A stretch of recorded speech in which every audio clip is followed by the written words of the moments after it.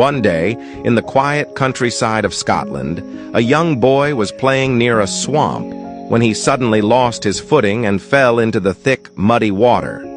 The more he struggled, the deeper he sank. Terrified, he screamed for help, his cries echoing across the open fields. A poor farmer named Fleming was working nearby when he heard the desperate cries. Without a second thought, he dropped his tools and ran toward the sound.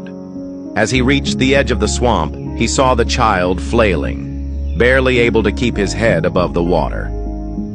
Thinking quickly, Fleming grabbed a long, sturdy branch, waded into the muddy ground, and stretched it toward the boy. With great effort and at the risk of his own life, he managed to pull the child to safety. Exhausted but relieved, he helped the boy to his feet and sent him home.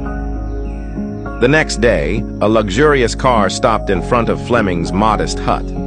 A wealthy man stepped out, approached the farmer, and said, "I am the father of the child you saved yesterday. I cannot thank you enough for saving my son's life. I know I can never truly repay you, but is there anything I can do for you?" The farmer, touched by the man's gratitude, replied, "I appreciate your kindness, but I cannot accept money for something I did out of humanity." At that moment, the farmer's young son appeared at the door of the hut.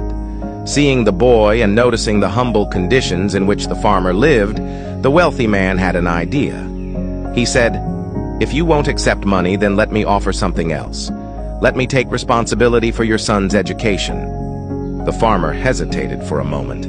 Sending his son to a prestigious institution was beyond his wildest dreams, but realizing the incredible opportunity before him, he nodded in agreement. Thanks to the sponsorship, young Alexander Fleming was admitted to the finest schools, where he excelled in his studies. He later attended St. Mary's Hospital Medical School in London, where his relentless curiosity and scientific brilliance led him to a groundbreaking discovery: the world's first antibiotic, penicillin, in 1928. This miraculous drug would go on to save millions of lives. But the story doesn't end there. Years later, during World War II, the wealthy man's son fell seriously ill with pneumonia. His condition was critical, and his survival seemed uncertain. He was treated with penicillin, the very drug discovered by none other than Sir Alexander Fleming.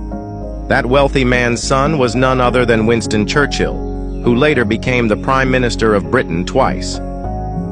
This story is a powerful reminder that kindness has a way of coming full circle. A selfless act, done without expectation of reward, can return in ways one could never imagine. Do good for others, not for recognition, but because it is the right thing to do. One day that kindness may find its way back to you in the most extraordinary way. If you believe that good deeds always come back in some way, then comment, "Karma is real," and share this story with your friends. Stay blessed.